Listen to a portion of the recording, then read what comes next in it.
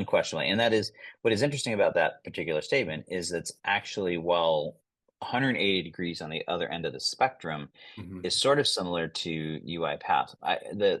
So it's interesting. This article by John Reed, who I guess I followed a little bit, but I really appreciated the way he approached this particular article because he talks about how he's been going on and on about. In fact, I'm just going to read his opening paragraph because I thought, or opening line.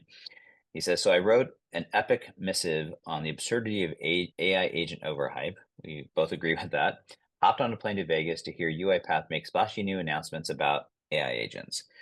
And he basically goes Mhm. on to explain that he was pleasantly surprised. And what made him pleasantly surprised was something that I've talked a lot about historically, and that is that UiPath has, in their go-to-market approach, is sort of addressing the reality.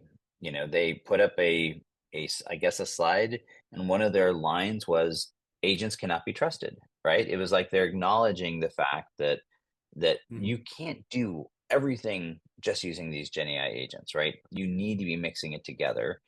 We've talked a lot about, or I certainly have talked a lot about the need to mix it with predictive or traditional approaches to AI. And they're making the case you need to also mix it, and not surprising, get they're an RPA player, but mix it with traditional forms of script-based automation, right? That doesn't have AI in it, that you need the sort of whole complement to solve the business problems that you're trying to solve.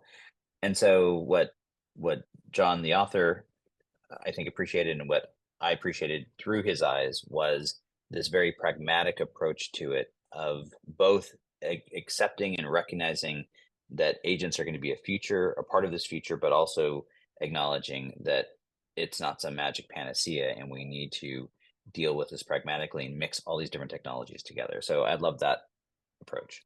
Yeah, John Reed has definitely been a critic of enterprise AI, and I think in a positive way, uh, as this AI era has unfolded. But I do think UiPath has a couple of challenges here. That their traditional rules-based RPA, honestly, is starting to fall apart under its own weight. It is starting to become technical debt in organizations that have built out UiPath RPA to a large extent. And that's simply the nature of the technology. It was rules-based, and once you get to thousands of rules or bots within your organization, there's going to be conflict. It's going to be difficult to manage going forward.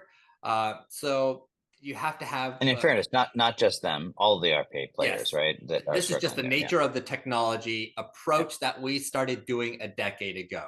It is not a fault of any individual vendor, but as a result, every single one of these RPA vendors now has to start thinking about how to move forward and include some of this AI-based logic.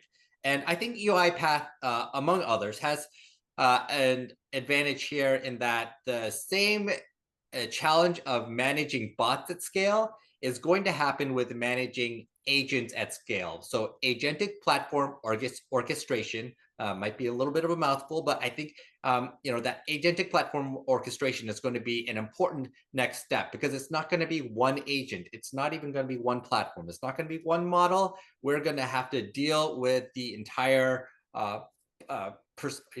panoply of models and agents out there, and that's going to be a potentially important role for the RPA players to play because there aren't many other technology platforms that are able to really handle that kind of that challenge right now.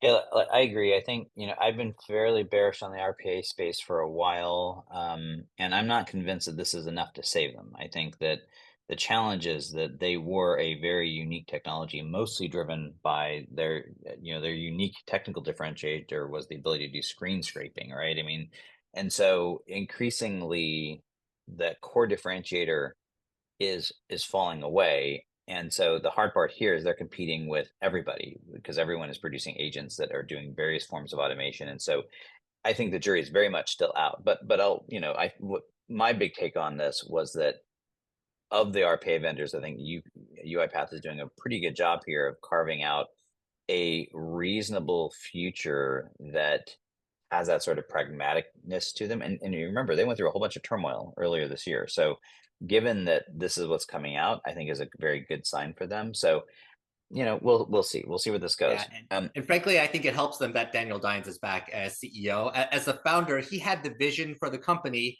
and understandably, once the company matured, he kind of stepped back, as often happens because founders love building stuff more than managing large, cumbersome enterprises. But we're at a point where he has to come back and be a visionary again, which is what he loves to do. So hopefully, he can figure out how to put the pieces together one more time.